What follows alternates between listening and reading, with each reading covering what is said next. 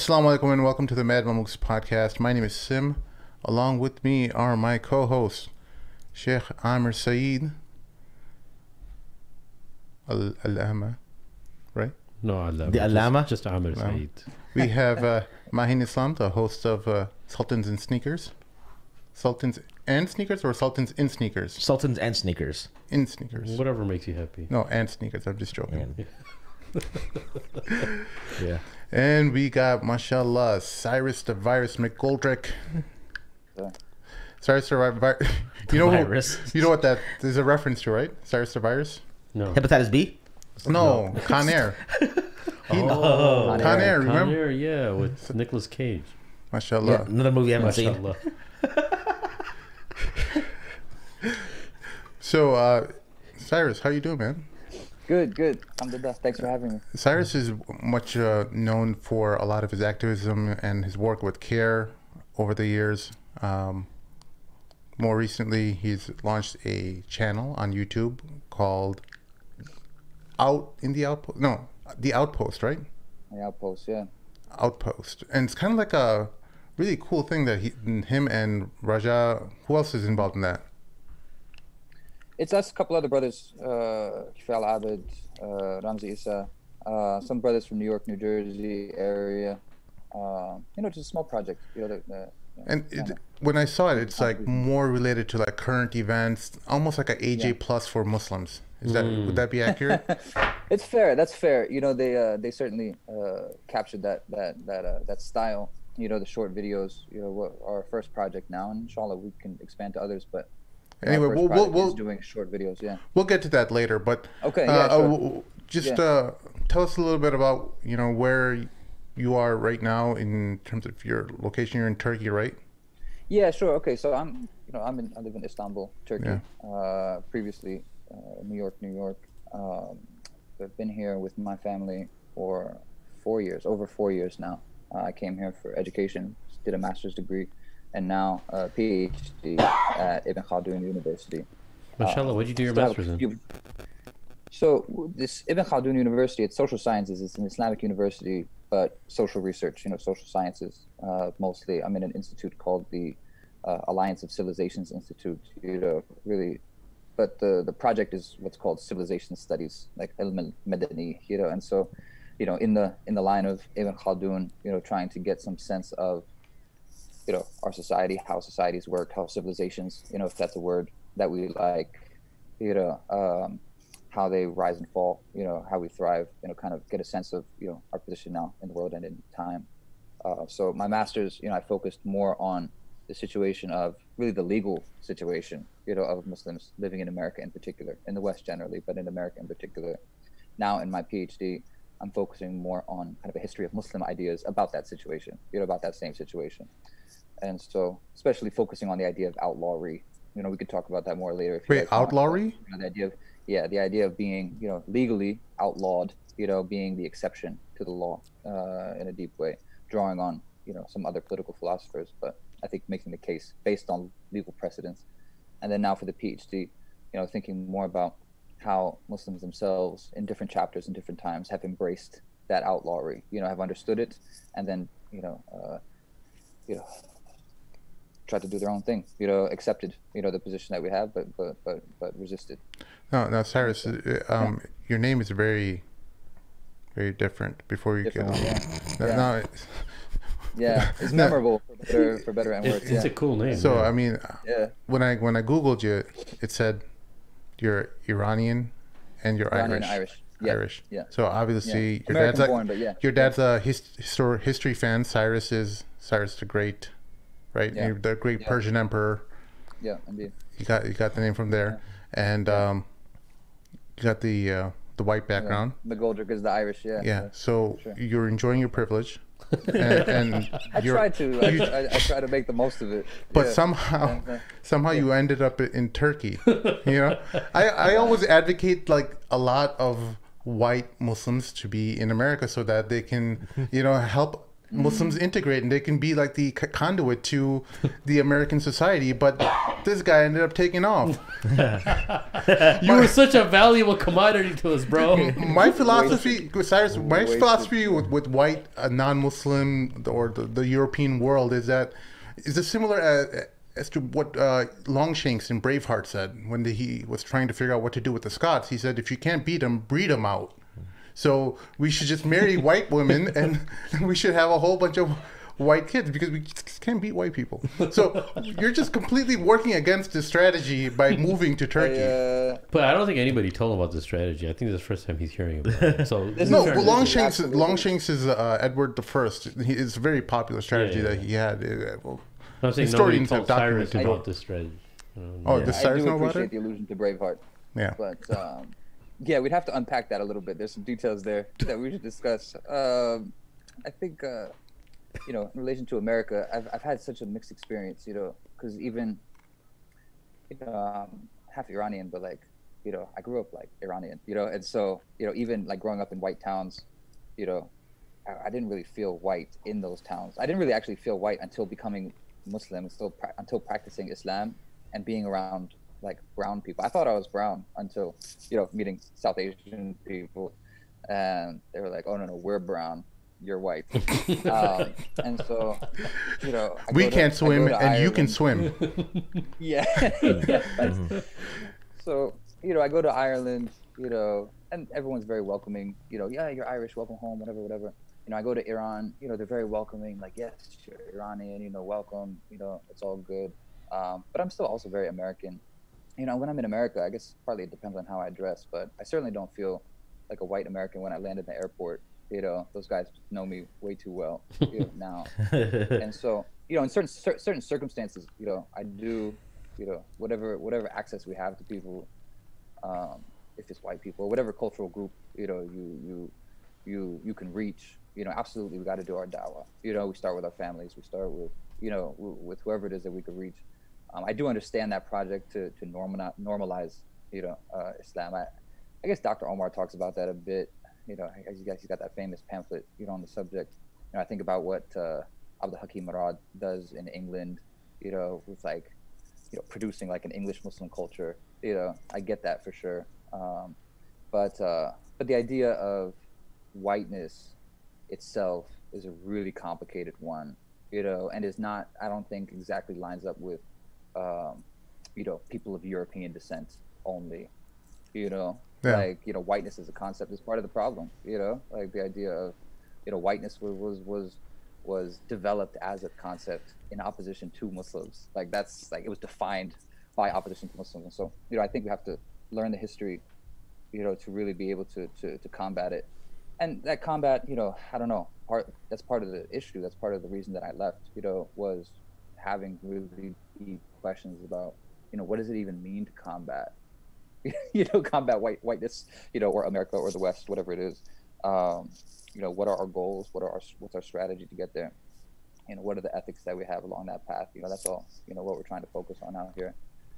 Me myself, it just made a lot of sense to be here in Turkey. Are Turks white? It's complicated, and some of those things don't really apply here in the same way. When people talk about, there's a phrase that they use in Turkish, like white Turks. In Iran, the same thing applies, like white Persians. Yeah. That usually refers to the secular upper class, like westernized people, which is interesting. Itself really has nothing to do with color, at all. So, but anyway, I want to ask you, what faith tradition does your Iranian side come from? Muslim, but specifically Twelver, mostly Twelver. My grandfather is a little bit more rebellious, and will argue, with some of that narrative. But mostly Muslim, Twelver. My parents, though, my mother is the Iranian parent. She was much more of a kind of a leftist youth. My father's family, Irish Catholic. When my parents got married, they got married in a masjid at a church, at City Hall. It was like 1980. It was just a different time. Wow. And so, so for me, coming up, I had, and I was blessed with that. I had the freedom, to look into this for myself, to choose, and so, pretty soon, I guess I was probably 20 years old, that I really finally committed, to really practice Islam, and I decided to practice, on the beliefs and the practice of Ahl Sunnah, because that's what made sense to me at the time, and that's what I've been on since, but I've benefited a lot from, all these different influences, cultural, religious, whatever it is along the way, for sure. So based on your goals, you're saying goals and, what direction you want to take your life into. Why Turkey out of all places? And do you mind like mentioning what those goals and what your aims and objectives kind of were and what kind of led you to Turkey? Or is that kind of just like a personal thing? No, I'm not going to plead the fifth yet. I think in terms of Turkey at that time, we came here, my wife and I came here that was 2015, yeah. I'll be honest with you, I wanted to get out of America. Like, I didn't really have like a really specific idea about what Turkey would be like. Turkey wasn't really on my map back then. We didn't really know people who were moving to Turkey. I didn't know much about the institutions here. Why did you want to get out of America? At America, it was a difficult time for me at that time. I felt I was really after years of work, especially focused on issues of war, like opposing the war on terror. Dealing with police departments, with the New York City Police Department, a number of campaigns, with that, trying to organize also youth and masjid communities. It became frustrating over time. We started to see things, changing really quickly. A lot of confusion, and and I felt like we were hitting walls. I was hitting walls, in some of the organizing work, and we weren't, really all speaking the same language. I caught some of your podcasts with Dawood Walid. I don't know how long ago that was. Recently, I guess. Yeah. Some of those things that he identified, we saw the seeds of, some years ago. Not that long ago though. Things changed really, really quickly. But in New York, it was getting ahead of us. And so, I felt that I needed knowledge myself. When I came out of college, when I started working, in the community and community organizations, at the time, it felt super urgent, right? There's a war against us. I put everything aside, any other interests and, hobbies I had, whatever it was, making more money, whatever it was, I put all that stuff aside really to try to join community organizations that would, take that head on. But we were losing, and, the Obama years were super confusing, There was no anti-war movement anymore. Muslims were praising Obama and going and, kissing his hand at the White House. And it became a really confusing time to organize Muslims on causes that I felt like were the biggest priorities, especially cases of political prisoners, many Muslims in American prisons still, not to mention all of the many Muslims overseas, in black sites and prisons around the world. And so, I felt like, it after some years, of this work, I felt that I needed to step away. I needed to study, for my own sake first, of course, but then also to try to make myself more useful, to try to make myself more beneficial to my communities back home. I do kind of consider myself, on loan in a way, from New York. We came here with the intention to, after some years, to go back. That's become more complicated over these years since, to be honest with you. I have a 2-year-old daughter now, inshallah, and raising a little girl, like, it's really hard to imagine taking her back to America right now or anytime soon. But at least while we're here, the world changes fast. Have you learned the language? Sorry? Have you learned the language? Yeah, we learned Turkish, our first year here. Yeah, we learned Turkish here. That's an incredibly difficult language to learn. To study Arabic here. It's not too bad, especially coming from Farsi. It was much easier for me. We learned pretty quickly. My wife speaks Urdu. I think it came pretty quickly to her too. There's a lot of words that are shared with Farsi. There's a lot of shared grammar. So 6 months, 7 months. We got pretty good. With it. Even today, like, I have classes, that are taught in Turkish. It's tough. Still, even after 4 years, that's still tough. But we get by. Bro, he watches Ertugrul without subtitles. He doesn't have to wait. Do you watch Ertugrul? We watched that whole first season. That was before it was subtitled. That was part of how we learned Turkish. No maybe way. we sounded a little bit, we sounded a little bit old-fashioned at the time, but yeah. Isn't that like an Ottoman Turk? That's like more classical Turkish, right?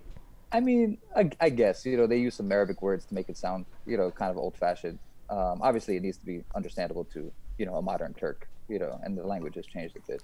But yeah, it's formal, it's respectful, polite, polite Turkish for sure. But yeah, I mean, we're just trying to make the most of it, learn everything that we can. Like I said, my degrees are mostly in like social science, research and Islamic social science, if we can consider that to be a field or a developing field, but also trying to benefit from the Islamic studies, get the basics up while we're here. And as far as wherever we foreigners go next will be more useful. As far as like American expats or even British, I mean, is it kind of like you guys have a network and you guys get together and chill, or you just There's a cool community here. We've been really blessed, to have good friends here, from not a lot of Americans. I've had a couple of friends that came, but not a lot of Americans here still. I think some of the Americans that did come here also got scared that first year, from different bombs going off. Gulenist? Right, that was one year. Yeah, that Gulenist coup attempt was 1 year after we came. I don't like that. And so, yeah, it's culty, man. I'll be honest. It seems it's I always wonder if they've done every single bad thing that they've been accused of, but it's definitely an ugly situation for sure. They and that coup attempt seems like it was them, with the CIA behind it, but no, we stuck it out. I mean, still, no matter what was happening here, it was always safer than New York. That wasn't really the issue for us. We just thought that it seemed like a good place to live. Try to make the most of it, learn what we could. And yeah, we've had good friends. Friends with especially now that we have a daughter. I don't know if you guys have kids. Pretty soon you realize that your best friends are those that also have kids around the same age as your kids. So we've been blessed, with that as well. And people like-minded. People that we can benefit from. Yeah. If you were to give not people who go there for vacation, because when you go to any place for vacation, you don't see the reality of the place. But let's just say someone says, you know what, man, I found a nice place to study in Turkey, and I'm thinking of moving there. What would you say to those people? Like 2 things that everyone has to know before they go to Turkey. Something they should be prepared for, or even one thing. If you can I think one thing is language. Language is really important here. Turks really don't like speaking English. Some of them understand it, but they don't really like even hearing it. It just feels colonial to them. The Turks really hate the British, and which I respect, obviously. But they just want to speak Turkish, Yeah. And so that really opens up the country. Some people that even come here for work, for example, they avoid learning Turkish, but they're not really able to connect with the country in a meaningful way. So that's one thing. The other thing I think I would suggest would be, strongly suggest, would be to move to, one of the neighborhoods, with more spiritual foundation. I live in Ayub Sultan, near the masjid that's built over the tomb of Abu Ayyub al-Ansari, the Sahabi who came here on jihad, years after the passing of the Prophet. So this is really one of the spiritual centers of the city. The Fatih neighborhood, which is named after, Mehmed II, who conquered the city, the Ottoman Sultan who conquered Constantinople in 1453. That neighborhood is much busier even, but still it's more spiritual, more spiritual area. It's religious people live there, and you find that that's much more welcoming to foreigners. The secular Turks are still like nationalists, really. They really don't want to see us. They really, it's kind of a funny dynamic. Turkey's really like 2 countries kind of living side by side. And so those are the 2 things, I suggest, learning Turkish, but then trying to be around, spiritual people, being around religious people and these neighborhoods have been great for us. I've had other friends who moved here, had terrible experiences, Turks being racist to them, especially Arab, people with Arab backgrounds, because some of those secular Turks have really gotten tired of Syrian refugees, in particular, and blame them for a lot of things. And so they had really rough experiences with them, whereas my wife and I, and our friends, we've really had generally great experiences, with Turks. We've been, treated with great hospitality almost everywhere that we go. And really, I mean, Turks are people they're people with character. We don't, we've traveled a bit, very few of the problems that you see around the Muslim world do you find here. It's really been, I heard a great blessing. Many people say, how true do you how true do you think the statement is that they say that, you know, two countries in the world that they've been to is what an ideal Muslim country, at least now, which is a good step of the direction of, you know, being a good Muslim country, is Turkey and Malaysia. Like it reflects. I've never been to Malaysia. Okay. I would love yeah, to go Turkey. to Malaysia and see. I've heard that also about Malaysia. You know, Turkey, you know, before we sick the Hizb ut-Tahrir guys on me, you know, obviously, you know, there's a top-down level. That's Mahim's boys. Those are my boys too. You know, it's all good, but no, it's obviously the top-down level. You know, isn't there yet. You know, that was not ever. Islamization was not really any part of, you know, Turkish Islamism's political strategy. Yeah. You know, that's not that at all.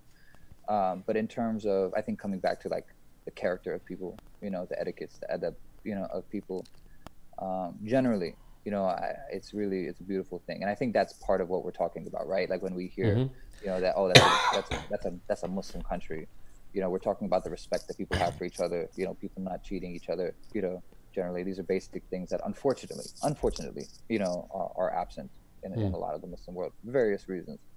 So I would support that for sure. You know, it's you know, Turkey's not safe, you know, from any of the pressures, right, that are global now, for sure. May Allah protect it, but it's not completely safe, you know, from any of those things. You'll see all those dynamics present.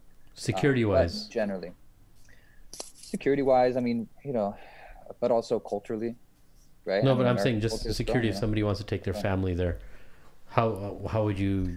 But it's safe, you know. It feels safe, you know. Generally, you know, even there's not even all that many dramatic headlines. Like generally, it's safe, you know. It's cool. It's you know, I like that. You know, both my wife and her sister, you know, Liz was here too. Both have said, you know, they feel safe, you know, walking outside, you know, at night alone. Like they feel, that's an amazing thing. That's not something that we should take for granted. You know, I'm a pretty large man, so no one really ever messes with me wherever I go. But for women to be able to walk alone, like that's in any country, you know, that's a really an amazing thing. Sure. Yeah, Turkey's good. I would definitely recommend it. I actually just recently had some more friends that moved here. You know, it's definitely something I encourage, at least for a time. You know, I think especially for our youth, you know, especially seeing my nephews and nieces come here too, you know, and how quickly, even just within a week or two, you know, how quickly they're able to, you know, learn, you know, and adapt to kind of Islamic adab, and, you know, the way they respond to the adhan, you know, hearing the adhan from multiple directions, you know, going to the masjid culture. These are things that we I mean, I've come to take for granted. And, you know, I flew back in the summer, you know, and to the US, and that was the first thing I missed. You know, I was like, oh my God, you know, no Dhuhr adhan, like, you know, it's basic things, you know, and I think for the kids especially, you know, to be able to see, you know, what Islam could look like when it's strong, even if you don't consider it completely strong here. Just seeing the messages, you know, just seeing the it's a big change, man. The depth of the culture, it's huge. Kids go home, they go back home, and they see that everything's just so backwards. That's why I'm asking that question. Is at least when you know, youth or children go there, they see that there's a thriving Muslim country, at least to the level of when they go back to another Muslim country, you know. Or any other Muslim country, they don't feel like they're in a backwards place, you know. They don't associate that backwardness with Islam, you know. Right, you know right. Plus you know, that Turkish adhan, man. I hope that their accent, I love their accent. Their course, accent, bro, and their adhan is something else, man. Yeah. It's so classy. The accent takes some getting used to, but the adhan is beautiful, you know. And it's definitely, they're an artistic people, you know. They learned a lot. I mean, and this isn't any, I have no Iranian asabiya here. Like they learned a lot though from, you know, Persian Islamic culture also, you know, and then same thing with the Indians and Pakistanis, yeah, for sure. You know, it's definitely a broad cultural group, but you know, it's a beautiful place. I do hope also, I think about, you know, my daughter also, you know, I would like to be able to take her to Iran or to Pakistan, you know, and she would be comfortable there as well, you know, and understand historically, socially, why we're in the situations that we're in those other places too, you know. But I think we can also learn from the differences.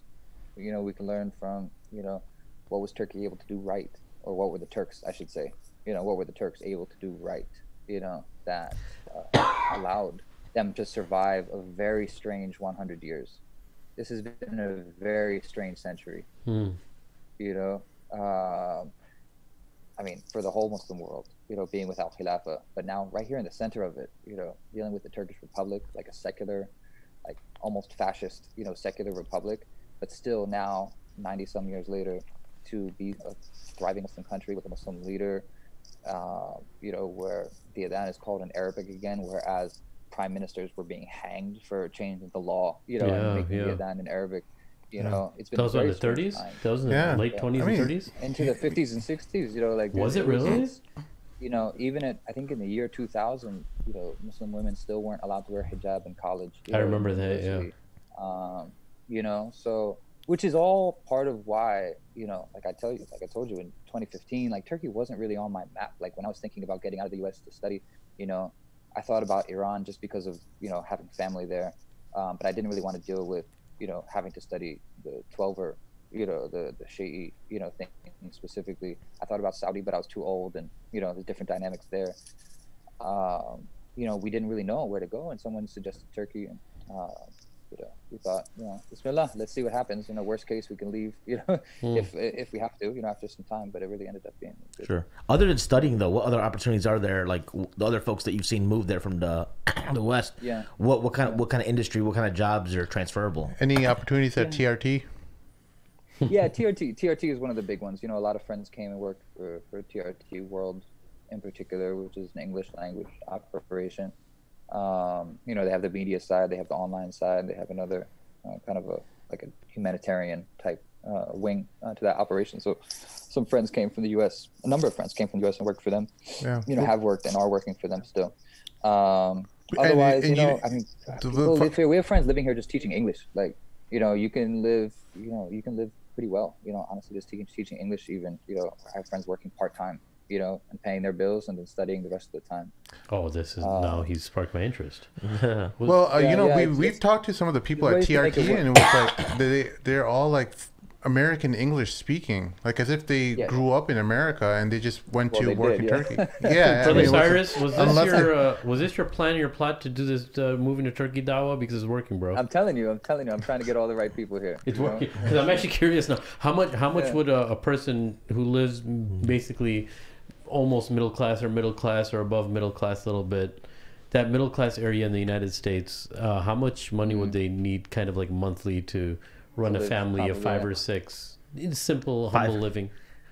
So also talk about polygamy. Multiple hatuns. And you guys could change the subject anytime you want. I'm just kidding. I actually like this is something I'm thinking about too, because I thought about polygamy. Well, I'm talking about Muslim countries, but Muslim countries too. Yeah, but that's one of the benefits is Anyways, go ahead. I don't know about all that, but go ahead. I don't know. I don't think that's part of the law. Just on that first, I don't think that's part of the law here, but obviously people do it. But in terms of economics, financial, the economic side of things, it's hard to compare. I never quite lived above middle class in America, but I think for us, we live. I feel like we live very comfortably. Here in Ayub Sultan, for example, we have one daughter. I don't have experience with a family of 6 either, but but just us. I mean, honestly, I make it work for under dollars, like probably less than $2,000.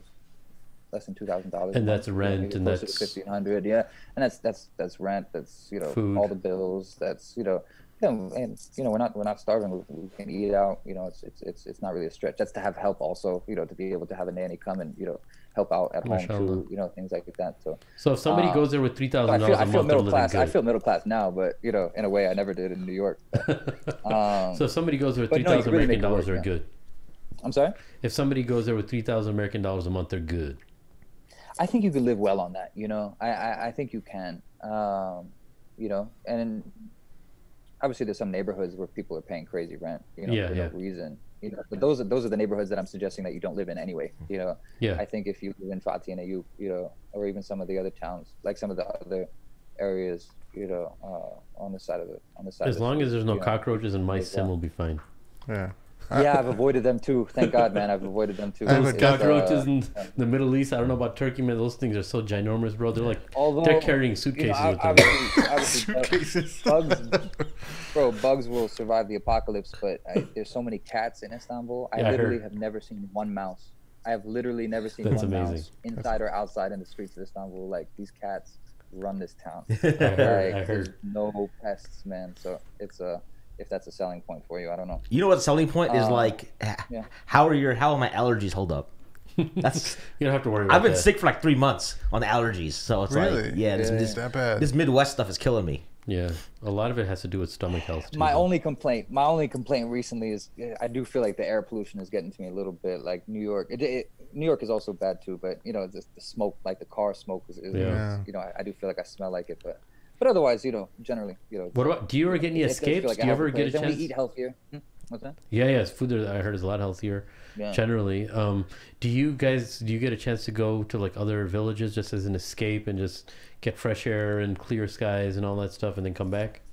Not as much as I should, you know. I never bought a car here. You know, it didn't feel like a priority. I live in, you know, I have a parking space I don't use. It's just you know, just my routine. Taxis everywhere, You know, just generally. kind of all in the city, you know, and the bus system, the public transportation is really good. Like public transportation here is better than New York for sure. Yeah, and I heard the public transportation is very safe too, especially they for said- women. Yeah, that's something they invested a lot in. You know, was getting the public transportation up to speed. But you know, once in a while, we'll try to get out of the city. You know, get to greener areas. You know, to breathe some air, see the water, and things like that. For sure. It's a big town. Istanbul is a big town for sure. But so it's nice to get out when you can. But you're reminding me I should probably take my wife on a vacation soon. That's, well, And you have like let's go. you have an activist background, and you know, I do. Yeah. and you're a lyricist. I don't know if you still use spoken word or your skills, but like Just writing, not performing, but yeah, just writing. Beautiful. How do you kind of make that? Do you transition that into your life in Turkey? I know it influences the way you study and what you study, but Yeah, I would put it that way. Like I think I don't really take an active role in Turkish internal issues. gotcha. You know, not that it would be wrong to do so. I don't know how appreciated it would be, you know, by some parties, but rather, you know, I see my focus as one, you know, primarily still looking at the American situation. Because again, I mean, That's I know beautiful, America the man. best, you know, I know That's my beautiful. people. And I think, you know, also, you know, through the Outpost, you know, I've kind of thought of that as my main contribution other than my academic work.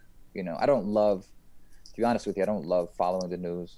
You know, the news is pretty depressing, you know, generally not a lot of wins, you know, when you're looking at the news day to day. But at best, you know, I do keep an eye on social media, you know, and over the years, I've become really disturbed at our inability to analyze, you know, and also, and this is not necessarily anyone's fault, but, you know, most of us don't have the background knowledge really to understand the context for what's happening either. Right. And so, that was really, you know, the first project for the Outpost was, you know, a headline comes up, you know, you hear the sound bites, you know, in American media, you've got like the 3 channels that are like left, right, and center. You know, the talking heads give you, you know, what you're supposed to feel. You know, if you're a Republican or a Democrat, you're just going to go with that. But there's not really any, you know, critical thinking to, you know, what the agenda is behind that, what's the background, you know, what's the historical lead up, you know, to these things, you know. It's almost like every single day Americans wake up with like a clean slate, you know, just like blank, you know, and, you know, I see it again and again. We see it all the time. And so that's also, you know, I think how I've tried to, you know, keep that like activist, you know, organizing mindset, you know, is try to spend some time at least, you know, teaching, you know, trying to pay zakat on whatever we've been blessed to learn, you know, over these years. So like, do you think that the living conditions are like suitable right now because of the AK party being in power, and it could change if you get a more secular government down the road? Like, It's a fair question. I mean, it remains to be seen. It's a complicated one. AK party gets a lot of credit, you know, from even from the opposition, I think, for some of the changes over the last 20 years, for sure. You know, they say, you know, I've heard people who hate Erdogan say that 25 years ago, Istanbul was unlivable. Like, and it changed a lot. They spent a lot of time, and, you know, jokes aside about, you know, AK party, you know, wasn't really out to Islamize, you know, the law. You know, you can still buy alcohol and pork, you know, from not many stores, but a couple, you know, it's still technically legal, you know, but culturally frowned upon, I suppose. But what they did invest in hard was development, right? Was was developing the society. Public transportation was part of that, and a few other things. And so definitely they get credit for that in terms of cultural living conditions, to be able to be here as a Muslim, to be able to remember this is the country that it was illegal to wear a fez, right? That if you wanted to wear a hat, you had to wear like a brimmed hat, like a fedora type hat, because it was a European style hat, a Western style hat, but also because it was, just symbolically, you can't make sujood, you can't do a sajda, with a brimmed hat on, right? And so that, it was a symbolic move. Like it was a way of repressing Islam, in the society. Imams were killed for this. Literally, imams were killed for this in the early days of the Republic. And so now, to have, you could say that AK Party was part of moving this, moving these issues forward. You could say, other people would say that there was a popular pressure that allowed AK Party to make these changes, right, and pushed AK Party to go harder, especially on reversing the hijab ban, right, in the schools and institutions. That's part of it too. There was a lot of fear, after this last city election. I don't know if any of the news reached you guys. The last city election, Istanbul went to the other party for the first time in a very long time. It was a shock. And it was a shock. It was a shock. But there's a couple dynamics to that. On the one hand, some people saw that as kind of a slap in the face to Erdogan, right? But there were a lot of people who would vote for Erdogan at the national level, but they just didn't like feeling taken for granted, at the city level, right? And that they felt that there was some like corruption or it just wasn't the most meritocratic, way of governing, happening at lower levels in the party. But also, it's worth, there was a lot of fear. The CHP, the party that won, the guy that won this mayoral election here in Istanbul, his party was Ataturk's party, right? Like with the abolition of the Khilafah, like this was the only party. This was a one-party state for over a decade. It was a leftist party, technically, and Turkey generally is a more leftist or socialist state. But this guy, the mayor is a Muslim though, right? Which is a brand new situation also for Turkey. And this says something not just about the party, but about Turkey generally, such that like AK Party doesn't have the monopoly anymore on Islam in the public space, right? That even this guy representing the secularist party is also a Muslim, like who went to Islamic school. And they say that, when they announced the victory, that in the office, his staff, like people were calling out takbirs. Like people were doing takbirat, like that he won. And I heard this, and people were like, drawing different analyses on this. But, the thing that struck me about that was, think about what that means for Turkey, like how far Turkey has come, right, in these years. That, as religiosity around the world is declining in so many areas, right, in so many places. And Turkey, despite being in an un-Islamic or even an anti-Islamic government for so long, that Islam somehow has been ascendant for now 20, 30 years. Like that's a really crazy situation that even the opposition party, is, I mean, will they be anti-Islam? I don't know. There's some things that are changing now. Some of it has to do with politics. There's word that they're shutting down some of the Al-Qaf, but also the AK Party is doing the same thing, to some of their political rivals as well. There's some ugly politics happening, within AK Party and also between the different parties. If CHP took the country, I don't know. It could, it might have something to do with religion. It might have something to do with immigrants, right? It might just have to do with nationalism, right? It might not be about Islam at all, and just trying to get rid of the foreigners in the country and give it back to the Turks. There's this rising tribalism, as well among some quarters. So it's a complicated one. I do hope that Turkey would be able to survive a party change at the national level. I mean, Erdogan, is old. He's an old man. He's sick, from what I understand. The next election, the presidential election, is in 2023. I can't imagine him losing an election as long as he's alive. But right after him, there's no real succession plan. No one really knows who's next, right? Who will succeed him. they haven't really prepared someone. They haven't really groomed someone for that job. Like the public doesn't know. Even people that love Erdogan, no one seems to know who would be next. And so that's a real risky situation for sure. Do you have any acquaintances or friends or people who are related to the family that can kind of get like inside scoop on what's actually happening? Because if people love him and support him, how do we know for sure that there's not a preparation of somebody? Is there any way of just knowing? It seems that even people on the inside, like this stuff is kind of unfolding day by day, but it seems like even people on the inside don't seem to know. It's become because of some of the internal wars that they had to fight against the deep state, against the Gulenists. Then first it was the deep state, then it was the Gulenists with this coup attempt, right? These were their allies, right? Like these were other Muslims in government that AK Party brought into government with them, and then they turned on them. I think the circle got real small. Right, it came down to the family. Right, it came down to, and I'm not saying anything that isn't talked about publicly like that. He put a lot of trust in one of his sons, right, and then he put a lot of trust in his son-in-law. And so there is, but neither of those gentlemen really, I think, are able to step up to the role next. Erdogan is a really charismatic leader. I mean, maybe his style of speaking, it doesn't make sense to Americans all the time, but Turks love him, like he's like the father of the nation in a real way. So it's hard to imagine someone taking his place. No, I gotta ask you this because who's a great academic. Yeah. Perception wise, because most Turks that you meet in America are secular Turks, right? And then it's like Iranians the same way, it's like anti-Iran Persians, right? Right. So they're all like. So my perception of I've always understood in Turkey, he's kind of like almost. Is it accurate to say that he's kind of like Trump in his following? Like people either love him or hate him, or what do you think? Oh, is he a very polarizing figure? I guess.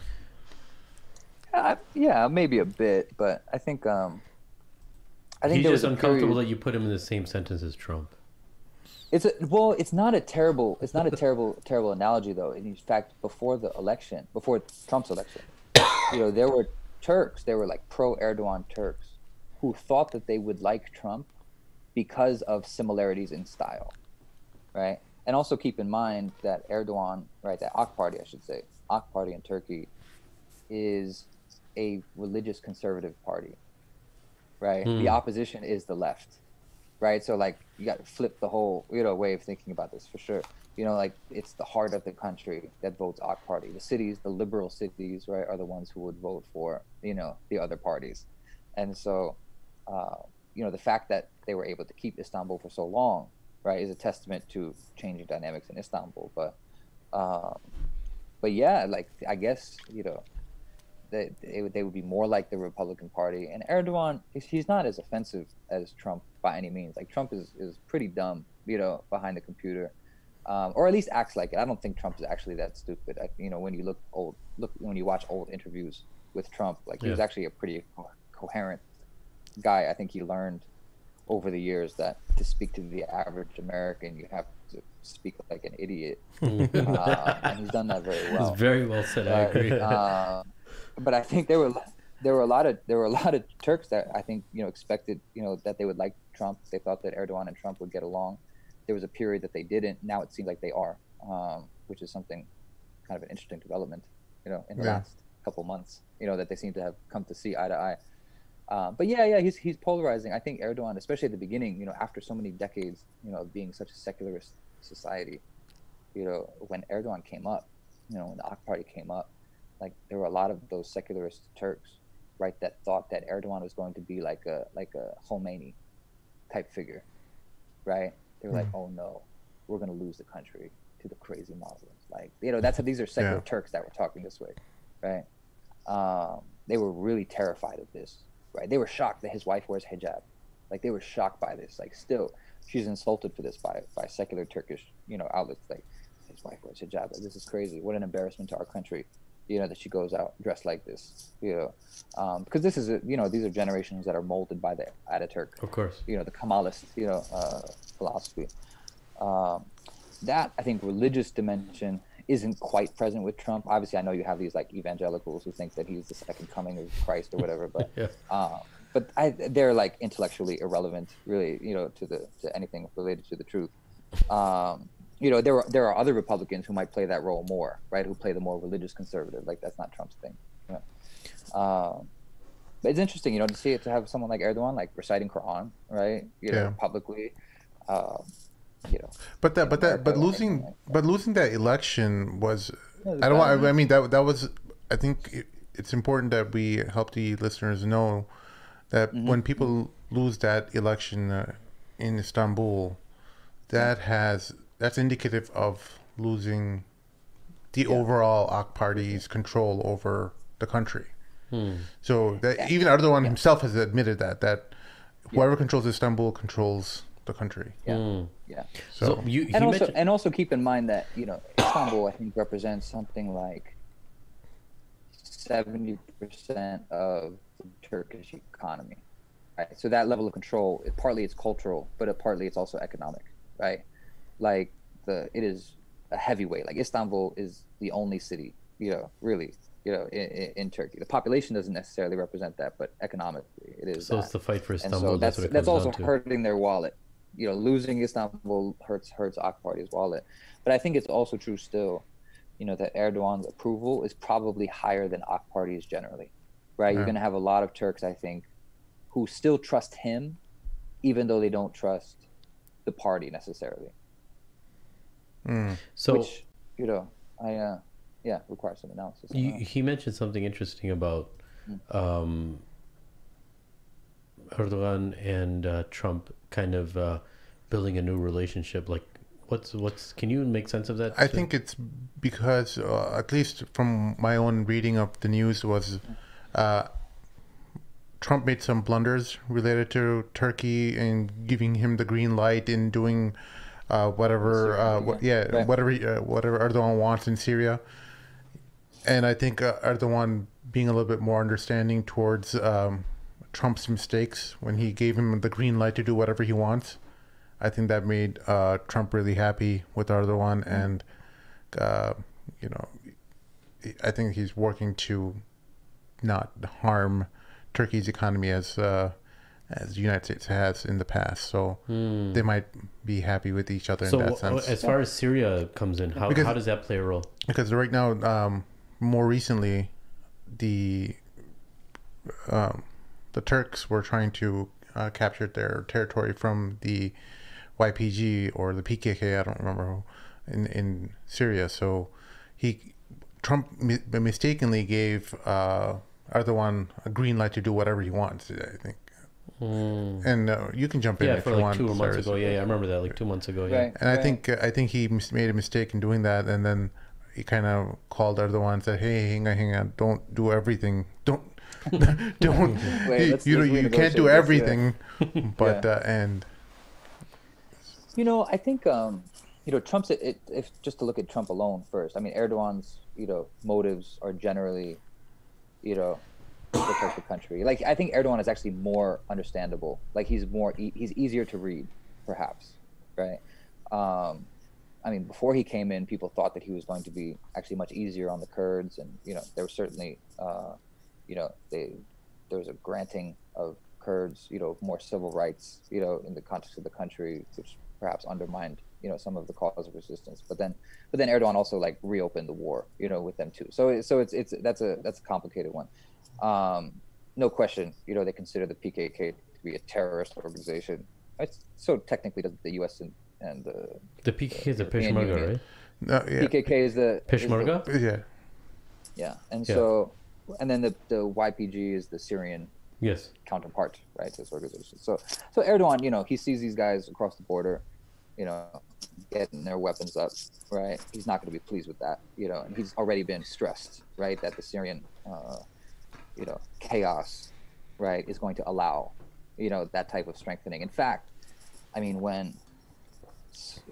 I think the only period, like the only 15 minutes of complete world peace that I can remember in my entire lifetime were for the 15 minutes after the Kurds in Iraq voted for autonomy from the Iraqi state.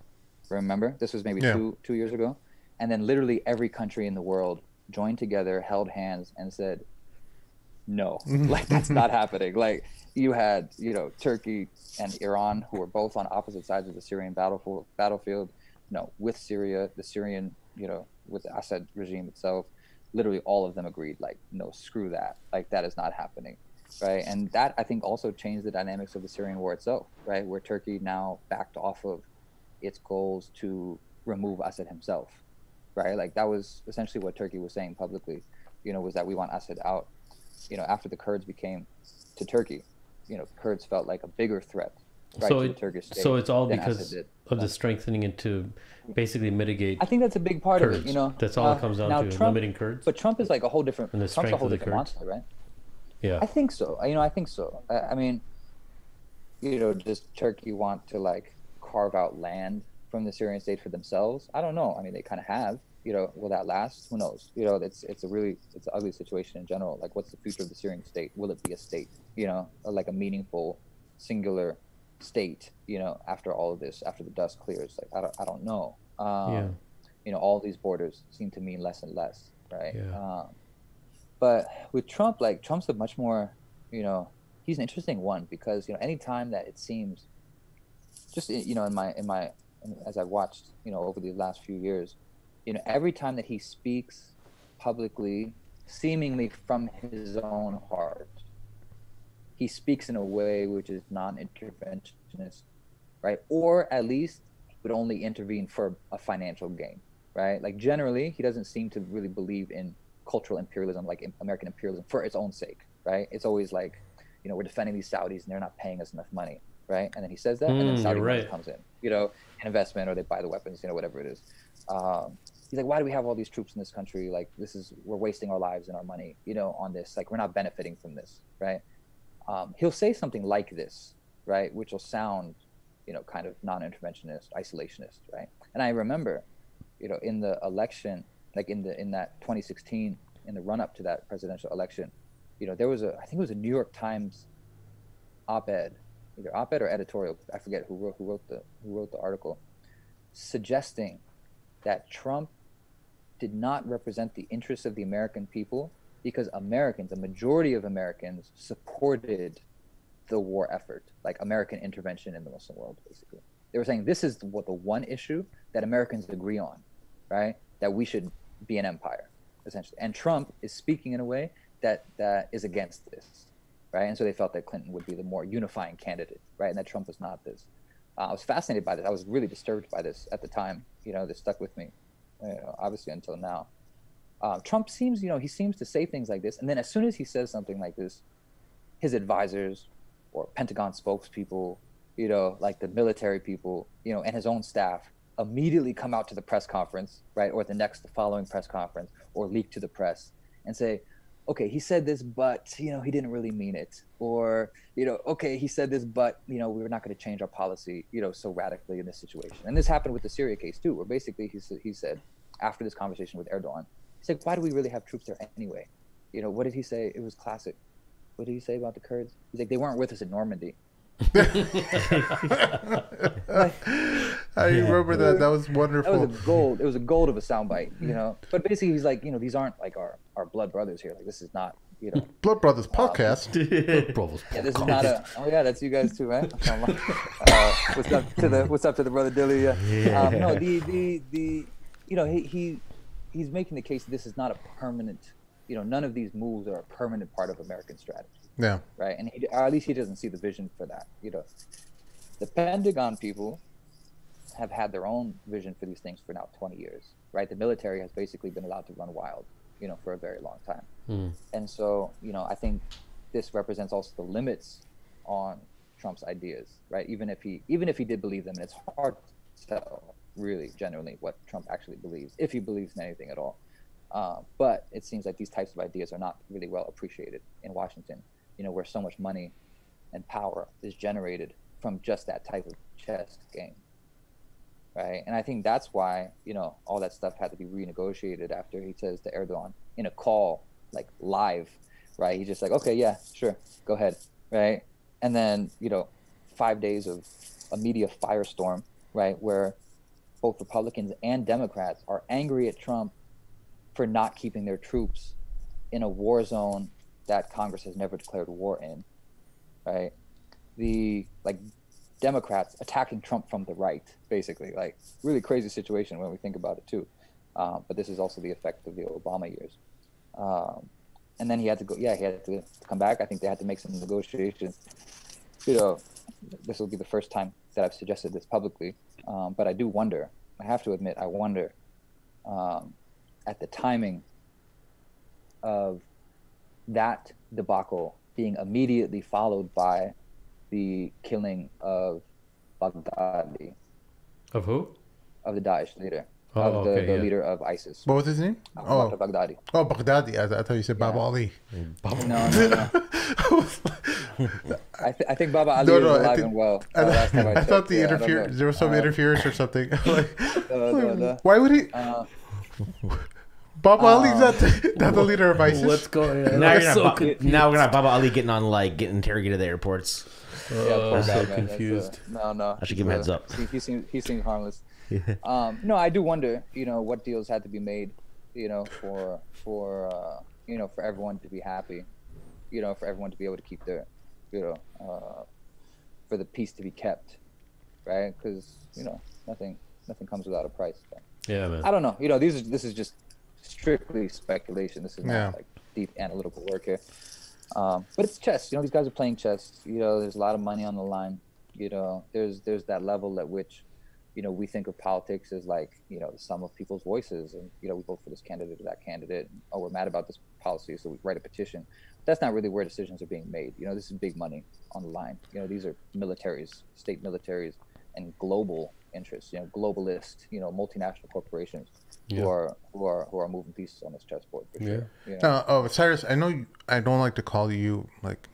I remember reading one of your posts, and you said I don't like to be pegged into one specific category, but I was going to call you an activist for a second, but then I'm like, I don't know if you like that. But now, as you understand like the world stage a lot better than your younger years, and you understand how money has influenced all the various decisions that are happening geopolitically, how has that put a kind of a damper on things, on how you approach activism? Because there's only so much you could do in terms of engaging politically, and you hear all the slogans from various Muslim leaders in the West, how they tell you to do various types of engagements with the power structures that be. Has that changed anything? No, it has. I mean, I already had very low expectations for our ability to change things radically inside America, like from inside America. I already did, but and I was never, even in days when I was like in the streets doing that work, I never really had any hope for the political process in America. It's such a joke, honestly, with respect to our sisters and brothers, who have committed their lives to this work. Like, I really think it's a joke, to be spending so much time and money, trying to get candidates elected. This is not where the work happens, really. And I think it's not only is it ineffective, I think it's a distraction and a real waste, like a criminal waste, right, of our community's resources. You've said some very strong words, brother. I deeply agree with you, though. I'm throwing the glove down. No, I agree with you 100%, brother. And that's why it seems to be those people who work at the level that you do, or you did, and you still do, but from a different place. Well, they see the reality of everything and what it is, and then you just give up. You surrender to the fact that, hey, man, you just got to help your people around you.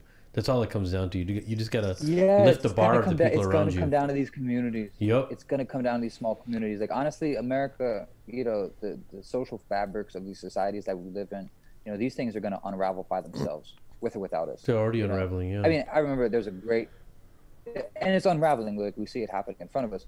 There's a great, The Onion had a great headline or article some years ago that they repost once in a while, which was like, Al-Qaeda militant, sits back, on the couch watching America like destroy itself or something like this. Was the idea like the new plot, was just to let America destroy itself. Like, it doesn't take any, work from outside, basically. Like, America, it's it might take the rest of the world down with it.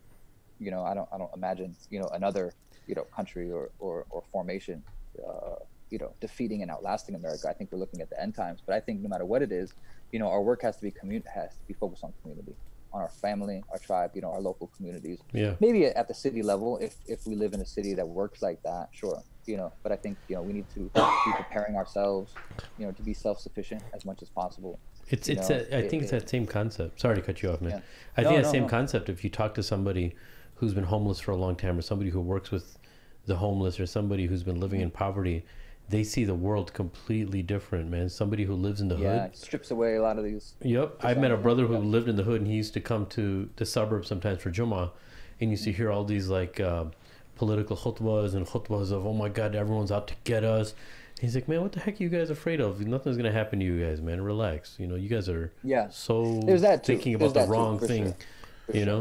It's when you live in a certain situation, you live with a certain people, like boots on the ground, you start to realize how fake everything else kind of is, and people actually don't have control over, the average person doesn't have control over, the political process. It's rather decisions that have already been made. Yeah. Well, there's that. And I would say, if just to make one point quickly, like I think that if we're going to look at a big picture, then let's look at the really big picture, right? Which is a global war posture, right? If you want to talk about American power, right? The war on terror is ongoing. It has no end in sight. It doesn't matter who's getting elected. It doesn't matter if you elect Bernie or if you elect Trump, or if you elect Trump for 2 more terms. It really doesn't matter. Like that war is a permanent feature, right, of our society. Whether it's Republican or Democrat, doesn't matter. But it's important. Cyrus, you're 100% right. But it's important that people understand why that it is that way, because there is.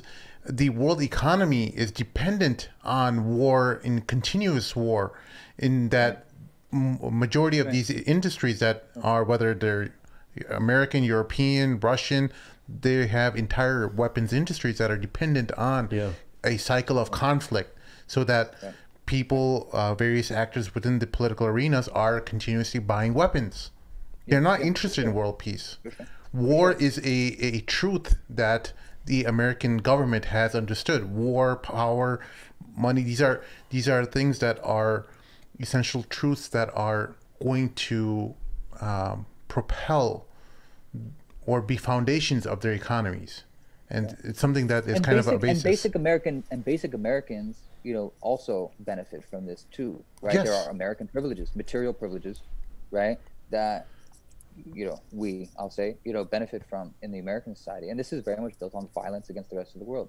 It's something that we have to come to terms with. We have to think about, we have to understand our role in, right? But essentially, as America right now is, as a mentor of mine years ago said, America is trying to decide, and you could maybe look at the last election, the presidential election that way, and every election now, it's a choice. America is deciding whether it wants to be a liberal, or deciding whether it wants to be a racist, an openly racist, hateful, neoliberal empire, or do they want to be a friendly, inclusive, multicultural, neoliberal empire, right? But either way, the empire will continue. This is part of both parties' platform, right? And so if we're going to look at our place in the world, then, let's not be, as Muslims, as American Muslims, right? Let's not be as an article, I think it was published in the Milestones Journal within the last year. It said, let's not be junior partners. You said Milestones and I got excited.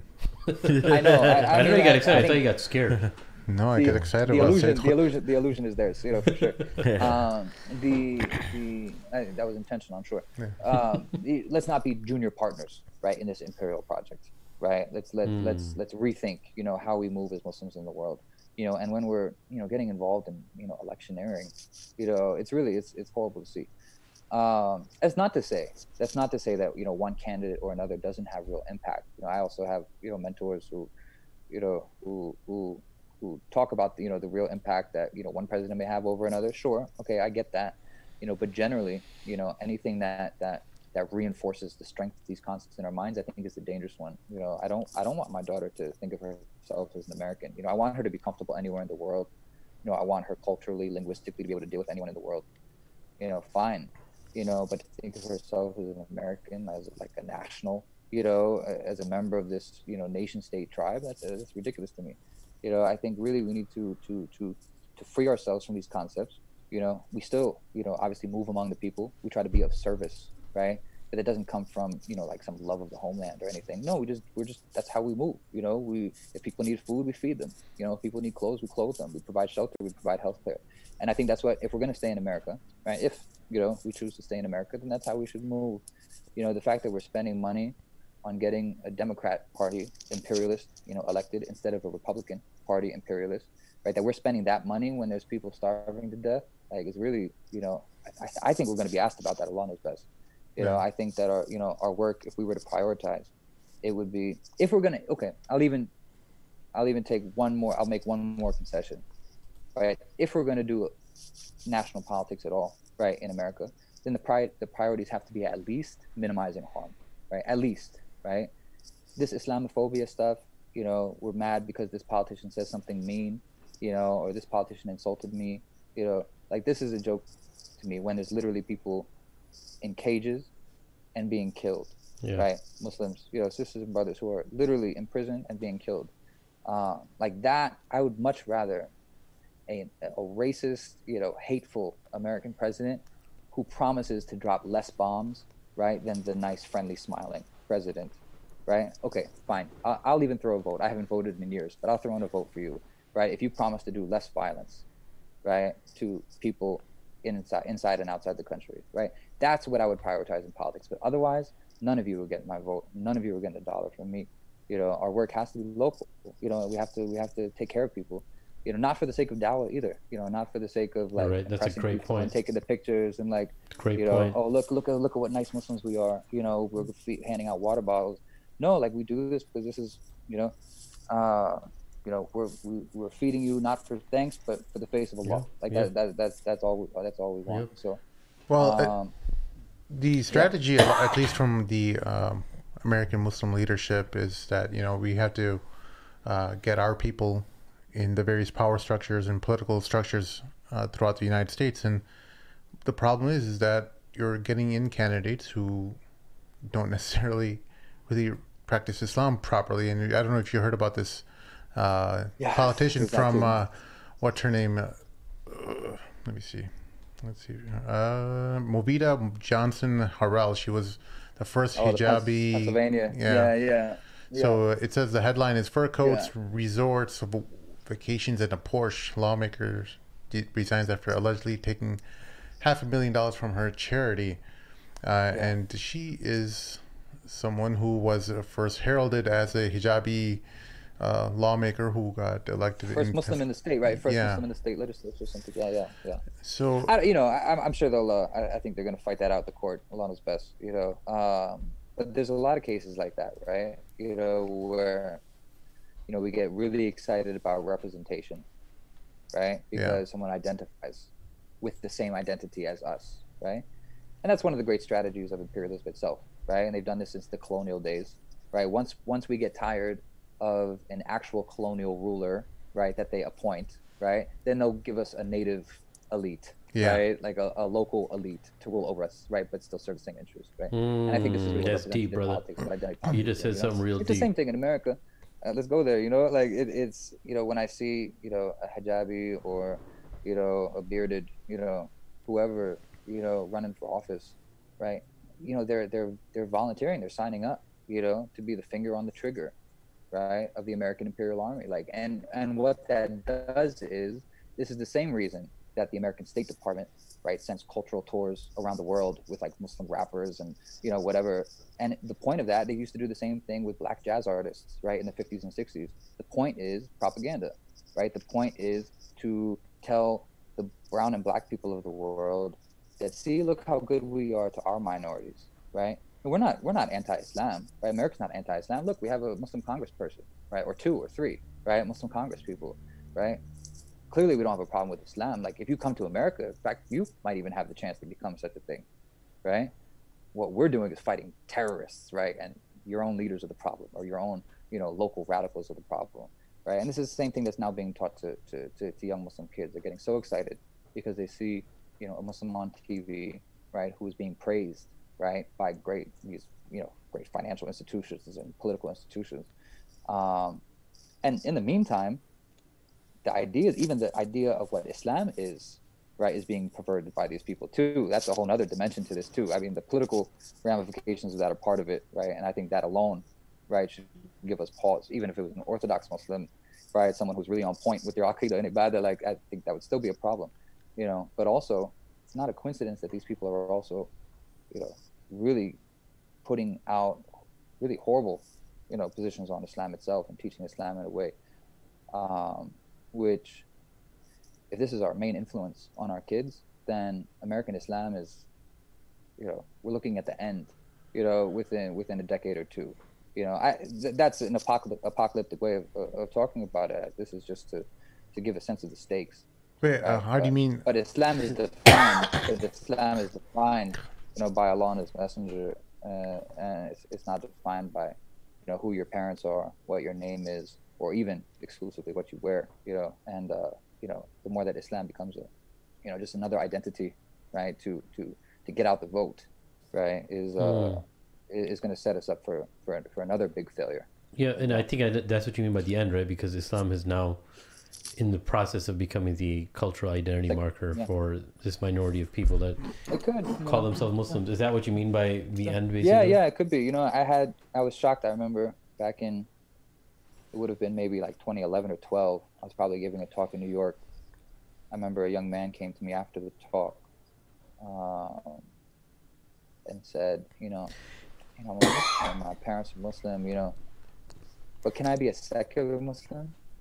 He asked me, like, he's like, you know, I'm not really, like, I don't really practice, but, like, can I be a secular Muslim? And I'll be 100% honest with you. I don't even remember how I answered the question back then. It was so long ago. You know, I hope that I gave him something that may have helped. I don't know. You know, probably, you know, what I would have told him was to, you know, try to learn the deen, you know, so that way you understand what its foundations are, you know, but I can't tell you word for word. But, you know, back then it was shocking to me to hear something like that. I'm like, why would you even, you know, I mean, why would you even bother? You know, I didn't say that to him for sure, but, you know, like, why bother? You know, but then what we've seen since was, you know, has been, you know, this like street cred that became associated with being a Muslim in some circles, right? Like, it's like clout, you know, to be like, you know, oh, you think you're oppressed? Like, I'm a Muslim, like, you know, and like, you know, homie's not praying or, you know, doing nothing, you know, nothing on the deen. Like, it's, you know, it's just become a way to, like, meet one of the quotas, you know, you know, one of the faces, right? And I think this is going to be a key part of, I mean, at least for the Democratic Party strategy, the Republicans are usually slower in this regard, in incorporating things like this. You know, anytime that Muslims even try to volunteer to be Republican faces, you know, they get smashed out of it. But the Democrats have been doing this for a while, right? Is they'll bring people to the inside, you know, they'll give you, you know, and I think, you know, Barack Obama represented that too, right? That in the face of, you know, a growing anti-war movement and you know, in the face of black anger, black rage, justified black rage, you know, let's give him a black, you know, let's give him a black president, you know, let's give the people somebody that looks different, right? And the government knew that. I remember Glenn Greenwald, you know, saying that he had seen a CIA report, you know, like an analysis report before the election, before the 2008 election, you know, when they were analyzing that election, and they knew, the CIA knew, that if McCain won, that they would not be able to contain American rebellion, right? That the anti-war movement at that time, I think there's going to be some younger kids listening to this right now who are not going to be able to believe this, right? But the anti-war movement at that time, especially in the cities, was so hot, right? That they knew that if McCain won, like, they would not be able to hold that down. But that if Obama won, they'd be able to co-opt that, you know, that would blow off steam, you know, off of this movement. You know, and so when I see Muslims now rising in the Democratic Party, you know, even, you know, they call this progressive wing, whatever. Most of them are Zionists, you know, even, you know, on the inside, like, even the Muslim ones, right? You know, I'm just really, I'm not only am I not impressed, you know, I'm actually really deeply concerned, right, that this is going to send us even further off track. My observation seems to be that. And again, oh, here it comes. Yeah. Yeah, my observation seems to be that the folks who are, like, if you look back at the root of, like, why I think of it more as an immigrant Muslim phenomenon, because our parents, first of all, came into America for this, like, economic gain, right? Like, if you think about priority, sure. And I think it seems to be like the idea of they didn't think big picture. Because if you actually really think about it, you're moving from Muslim lands to non-Muslim lands. And no matter what, our predecessors were Muslims for generations. We can like, we don't know how the question of practice and whatnot, but like in America, what you have amongst the immigrant community is the phasing out of Islam. People aren't like, I actually have never met anyone who's like, oh, I'm not Muslim anymore. But it just kind of it kind of fades out. So this Muslim thing is still an identity thing that they can still hang on to. That's why this whole you can come across and say something as, oh, I want to be a secular Muslim. But when people who are like indigenous to America and became Muslim on their own choice, that's kind of like a faith issue. Yeah. More so than something that was just inherited by birth, like a birthright. That's true, but the multi-generational dimension is hard to read right now, right? Like just because you convert, like the ability, your ability to pass that to your next generation, that's still not guaranteed either, right? And that has, of course, that has a lot to do with how you raise your kids, but it also has a lot to do with the culture that you're raising them in, right? So as much as I think we think of converts or reverse, whatever you want, as being better Muslims, I hear this sometimes, right? The factual basis for that is, hard to, hard to quantify. I'm not sure. Already that's a slippery slope, of an argument, but their ability to now pass that on to their kids, right? I don't think we really know yet, right, what that's going to look like either. Like if you look at the African American community, the Black community, right?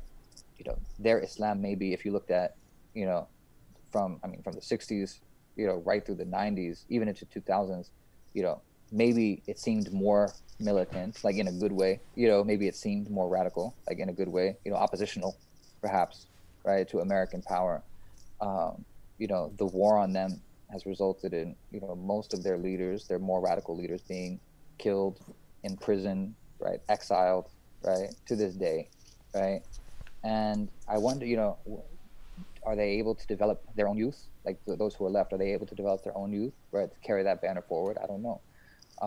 They're dealing with American culture too, right? And jokes aside, we started laughing about white Muslims and white convert Muslims, right? In particular, might the temptation be, and you see this happening now, might the temptation be to just go back to white privilege, right? Which would mean distancing yourself from Islam. Like that temptation might always be there. You never know. Like just take the kufi off, shave the beard, change your name back if you changed it ever, right? And just go be, go be a senior partner in this project again. May Allah protect us from this, keep our iman strong.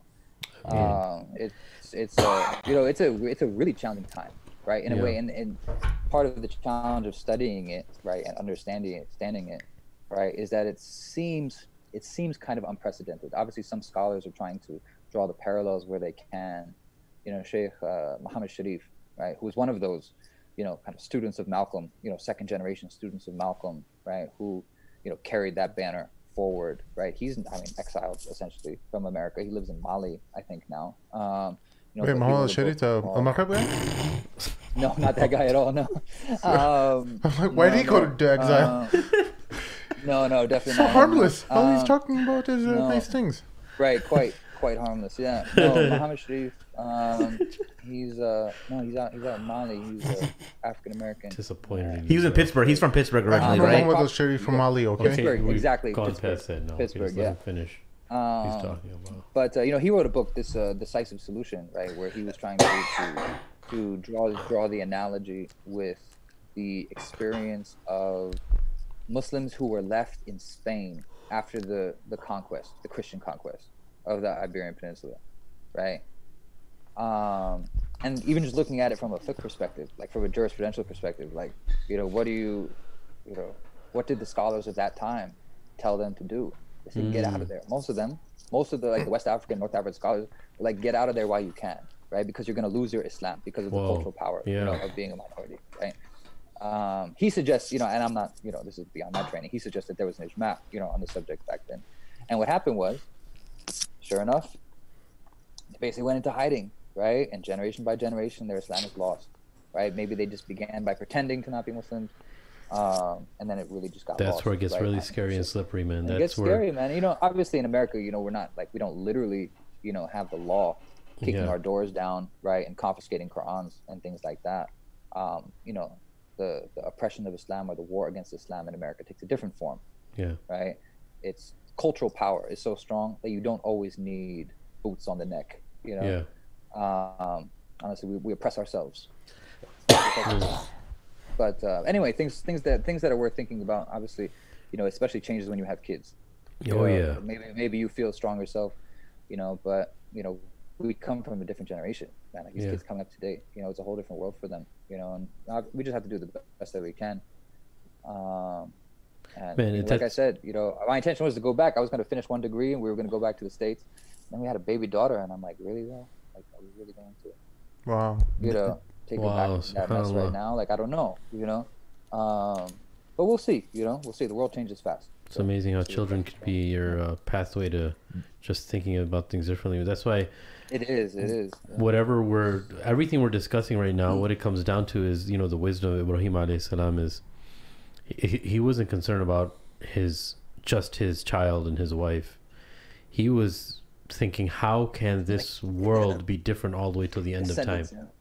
Yeah. How is it going to be? That's his dua in essence for Muhammad sallallahu alaihi wasallam emerging from Mecca, right? That's what his dua was. Yeah. And that's what it comes down to. How the preservation shouldn't be about in the now. It's our preparation is about how is it going to be, you know, 500, 1,000 years from now. You know, it seems to some people very unrealistic, you know, but that if that mindset is there, that paradigm is there, 500 generations from now till the end of time, what every step I take right now with myself, my children, 10 generations are going to be affected by it. Imagine how different our planning is going to be and how we will see things for what they are. We will be like Ibrahim alayhi salam. He saw things for what they are. If we're thinking about planning, you know, 500 years from now and the iman, then everything, the dust settles, dude. Priority shift. It's not, it's amazing that you brought up Ibrahim alayhi salam, because his trials were similar to that too. Yeah.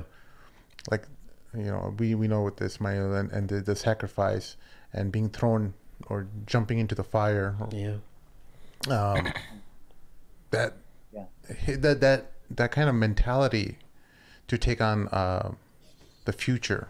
Oh yeah. Sacrifice and jumping into something that, you know, is fire. You understand that, you know, that takes tawakkul and strength, and you knowing that there's this whole unknown ahead of you, especially when you take decisions like, you know, moving overseas. There's so many unknowns, and it requires so much tawakkul, right? Yeah. So that's why I just thought it was amazing that you brought that up as an example with Ibrahim alayhi salam, because there's sacrifice and there's tawakkul involved. Yeah, and that's why he was considered a ummah. Allah says that he's a ummah in himself, right? Yeah, by himself. Yeah. That's right. You know, one thing I think is, like, even if there's I want to give an example. You're talking about the kids. The other day, I've been quiet on the show, by the way. I've been fighting this cold, so I'm kind of like. You should try that local honeybees. Yeah. Local honeybees apparently you have to get the locally sourced honey. Yeah. Oh, for the So allergies. for the allergy, Right. not the honey from other major companies and stuff. Those have cures as Just well. look at But bee farms close to your house. yeah, You'll find something. Oh, really? Yeah. All right, yeah. I'll check it out. Google it. But anyway. So I called off work on Friday, and I was gonna go pick up my daughter from school. And something I noticed now, there's a school bus that drops off these kids. They're probably, I think it's like high school or middle school kids. These kids come off the bus. Every single one of them looking at their phone, like walking, like not even looking up. I've seen that. Yep. And my neck hurts just thinking about it. You know what I mean? Yeah. And I'm like, Yeah. you know, maybe I think that's society, but I was like, when I was in high school, that wasn't like a thing. Now people had Walkmans, maybe, but not to the level It of was like getting off the bus was super interactive, dude. Yeah, it was super interactive. That's where the fights would happen. Yeah, you're right. If you had beef with somebody, I remember 8th grade. This one dude was talking smack, so somebody followed him home, got on his bus, and waited for him to get home, and then beat him up outside of school. Yeah. But No, anyways, where were exactly. you going with that about the cell phones and? Oh yeah. The- So Yeah, right. I got excited about the fights after school. Reliving the Still got the high school in you, son. The eighth, yeah, I remember all those, but like The kids on their phones coming out of the bus. the yeah. kids. No, but okay, Yeah, so no. Anyways, what got me thinking was, okay, so you heard about this? There's this new Netflix movie series coming called Messiah. Yeah, I wasn't just About gonna the ask about Dajjal, that. right? I heard about this. All right, so Yeah. you're reading. So we know about the narrations of about the Dajjal, about like how he's gonna be attractive. Yeah. And it's like now we don't know, like I guess we're speculating that it's about the Dajjal, but like based upon some stuff we can already tell that it's about the Dajjal. So you got a Muslim actor playing the Dajjal. Yeah, his His name is His name's Mehdi. Mehdi. Yeah. Yeah. His name is Mehdi. Holy cow. You know what I'm saying? But like the idea that like of how even the reception is towards the movie. Yeah. Like even myself, I'm like, yeah, I'm probably gonna watch it. I'm gonna be serious. I probably shouldn't, but that's the thing about the Dajjal. I want to watch know how they're Right. talking about things, but one thing that I was Because you're supposed to run away from the Dajjal, right? that's the point. So this is I'm not a conspiracy theorist by any means, but what we know from the Hadith of Rasulullah is Right. that the paving the way for the Dajjal's followers is going to be a smooth paving, so they're going to be able to receive him easily, right? I'm not saying a Netflix series is trying to do that. That's not what I'm saying. But what I'm saying is that his concept is going to be even more brought about into society through Netflix. And Netflix, they have no idea what they're doing. They don't know what they're a part of Yeah. yet. But for us as Muslims, because of our belief, we see certain things happening in the society, you know. And I know we're not talking about this, but just like I recently just started reading, just going down the rabbit hole about, you know, like recycling, what really happens with recycling, and how the whole world is actually, you know, a majority of the stuff that we even put in recycling bins actually doesn't get recycled. And, you know, it's a weird rabbit hole, but, and then you start reading about all the, you know, and Allah subhanahu wa ta'ala mentions that, you know, ظهر الفساد في البر والبحر بما كسبت أيدي الناس, that all types of corruption and mischievousness and, you know, is going to be apparent on land and the sea of what man's hands have committed. Yeah, right? sort of room. Yeah. So, and we start seeing that everything, like, this is what I'm trying to say. I personally don't believe that there's any turning back there's no going back to anything good with the human experience. I mean, like, we've already gone too far. Yeah. And I'll give you an example. I know I'm jumbling all over the place. I have so many thoughts right now. Yeah. It's I know, problematic there's a for lot me. to this. There's a lot to this. There's too much happening because we're coming to the end of this podcast. But do you remember in Daredevil where he never wanted to kill anybody and Yeah. Punisher was always against him with that, even though they're fighting for the same cause? Yeah. But his thing is all about, you have to eliminate it. Yeah. Daredevil's like, he can't do that, and he contemplates it once. Yeah. And it perturbs him that he has to kill somebody, but he can't do it because he knows if he does it, He'll never be able to turn back. he can't turn back. And I think us as human beings, we've gone past that situation. We can't turn back now. Yeah. The amount of damage and the amount of systems and the amount of corruption and killing. Do you really think Syria is ever going to be a real infrastructure again?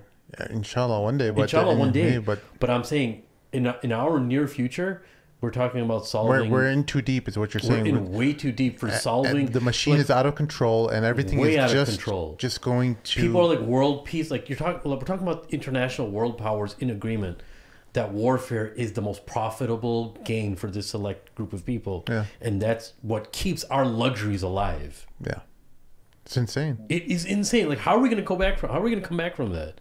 It doesn't matter. Like, But part of me is like, when we talk about this, my mind is like, why don't I just make Hijrah to some North African country? I know you thought about that, and I've thought about that, Sheikh Amir. Like, in order to, like, things are so out of our control now. Yeah. Is that in that we were just contemplating maybe just move to some desert and the Hadith of Rasulullah, it'd live be in a best for tent. you just to live on the side of a mountain with your animals. But the reason I'm mentioning this, and now all of a sudden this Messiah, the reason I mention all that is now this Messiah thing comes out. Yeah. And I'm in this point in my life where I'm just like going through this rabbit hole and constantly thinking about, where the direction the world is going in. And then I hear about this thing, Messiah. I see the trailer is supposed to be coming on in January. I'm like, wait, dude, there's too much happening right now. And then it's like it's crazy to where your mind starts going. And you don't know how much you're going to be held accountable for all this either. You don't know like how much is your responsibility in benefiting from all the like you said, benefiting from the war machine. Yeah, it's our luxuries. I mean, people don't like to hear it, but we are living a great life in the United States because of that, like on the cost of other people's lives, man. Yeah. From all the sweatshops all across the world to every single thing that is being used to exploit people. And they say about the convenient thing that the West says, oh, slavery doesn't exist. Oh, no, it is completely in existence. It's now you're a willing participant to be a slave. It's just that's all they've made it to be. Now, instead of you having to live in the master's house, everyone is a slave, and they're all living in the bare scraps that the power structures have granted them. It's just really as simple as that. It's not really a matter of being told that you're a slave. It's just a semantics thing now. Yeah, man. You guys, you gave me a lot to think about. I literally started taking notes, but there's just one addition that I want to make, because as we study these things, like as we look at these things, observe them, right? Of course, we have to repent. When we see these oppressions, especially these ones that we're benefiting from and taking part in, we have to repent constantly. And may Allah accept that from us. I mean, despite how shallow it often is, but also when we're looking at these patterns, right? Whether it's the phones, and this increasing control of technology over us, right? Or when we're looking at the war, right? And the more entrenched that becomes, I think, keeping a sense of priorities, as you were saying, Sheikh, like that this should also inform like what we do with this information, right? Like our material, our ability to accumulate material, right? This is not help us in front of Allah, right?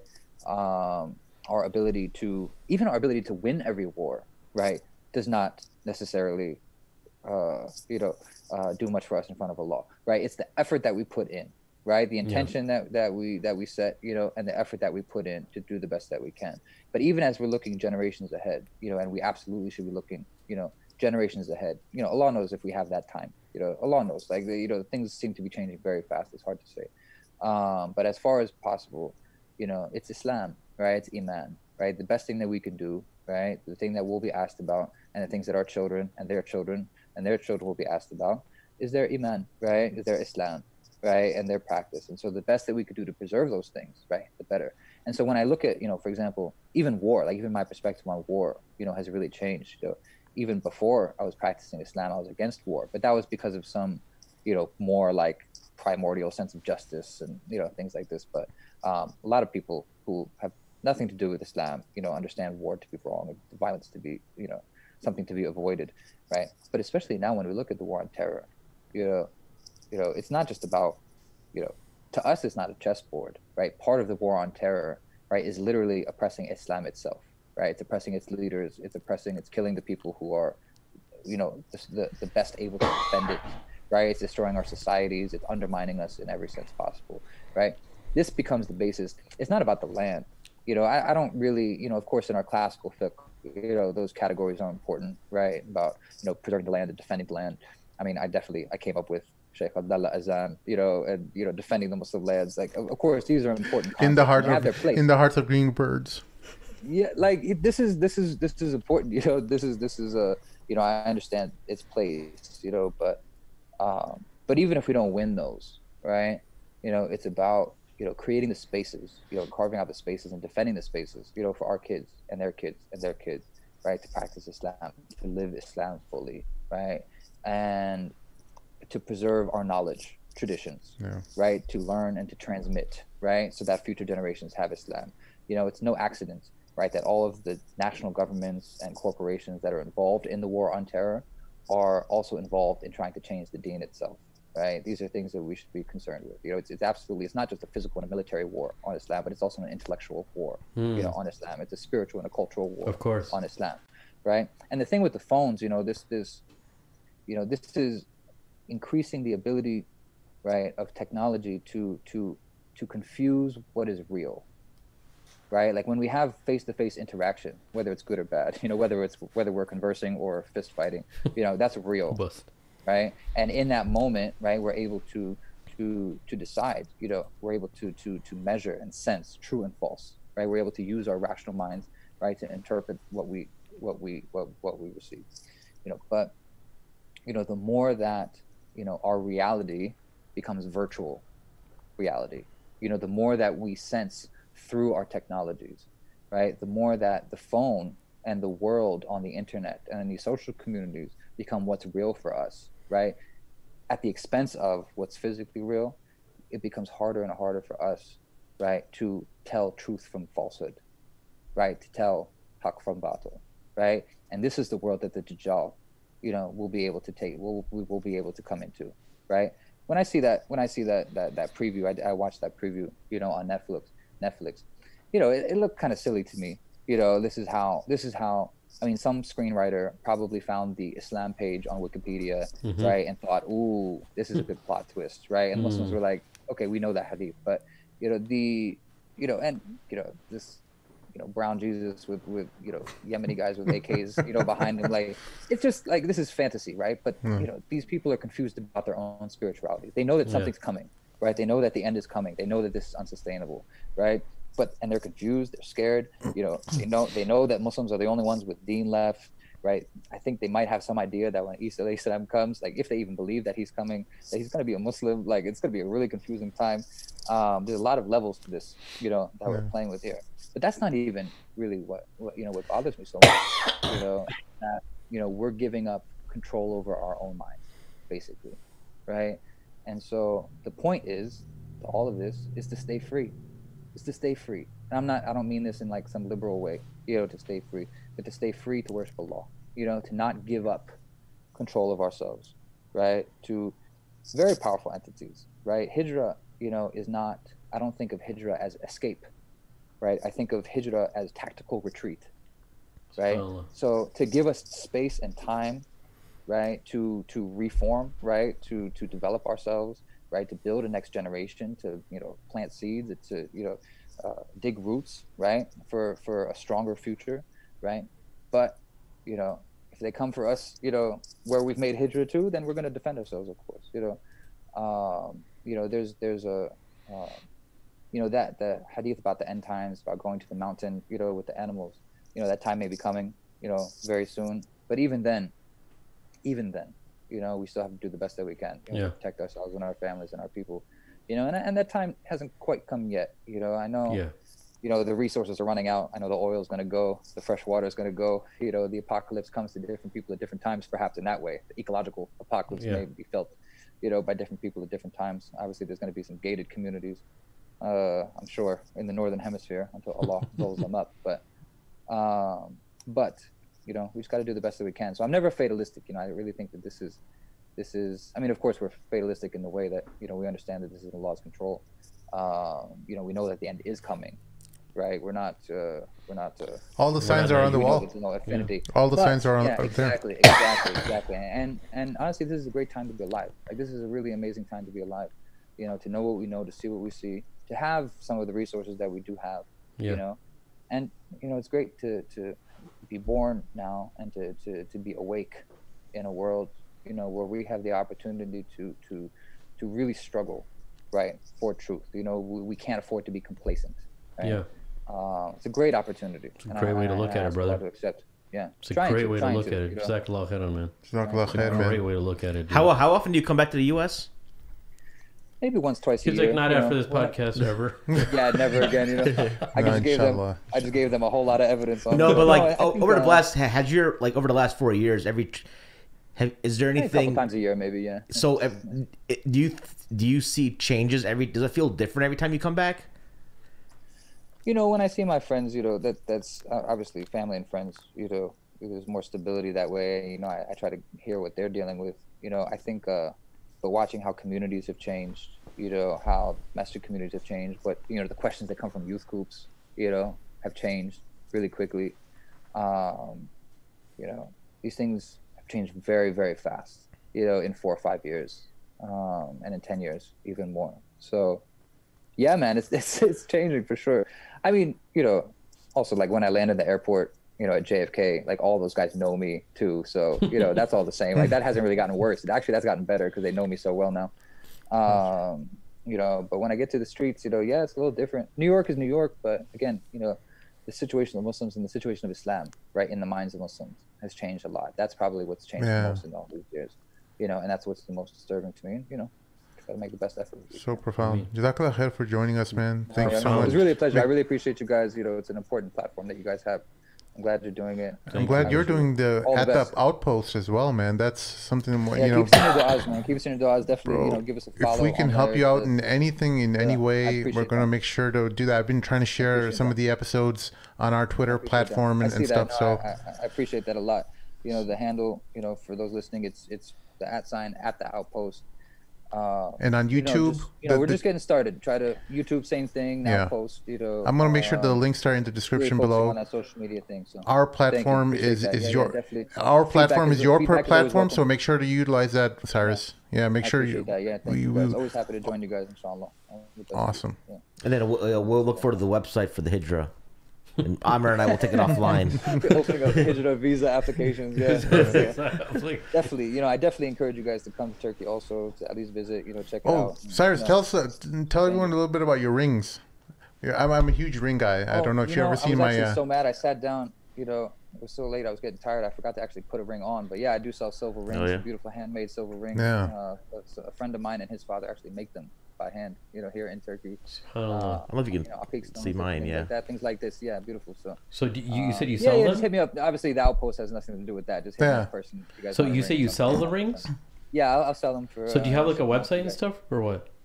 Yeah, I think I have some posted up on. I have a page, brothercyrus.com. Does Sheikh Hamza Maqbool go through you? Yeah. I'm sorry. Does Hamza Maqbool go through you for his rings? Yeah. Oh, he's the ring guy because he mentioned no, because I bought this from Hamza Maqbool. Yeah, I took Sheikh Hamza.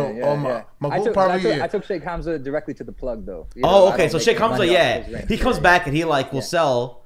So he probably put like 50% markup on it and sold it to you. Man, I'm sure. No. Don't get me in no trouble. Don't get me in no trouble. Is the price. That is the price that you should pay. Yeah. 100%. No, but I love Turkish rings. They're the best rings that are made for men in the world. Inshallah, I hope to become a reseller as well. Maybe. These are heavy, dude. Beautiful quality. Yeah. Wonderful. Love those guys. I'm not such an artist myself, but definitely love to support these guys. Awesome. These are real masters of the craft for sure. All right, man. Thank you so much for joining us. I appreciate you guys. Love y'all. Take care. Yeah, thank you so much. Stay on the line. We're going after the intro ends, and we'll for our listeners, if you guys want to see more content, support our program, or else we can't put more stuff out there. So if you want to see more Mad Mamluks, help us out on patreon.com/the Mad Mamluks, or you could go to themadmamluks.com/donate and help us out through PayPal. Jazakallah khair for joining us. We'll see you all next time. Assalamu alaikum.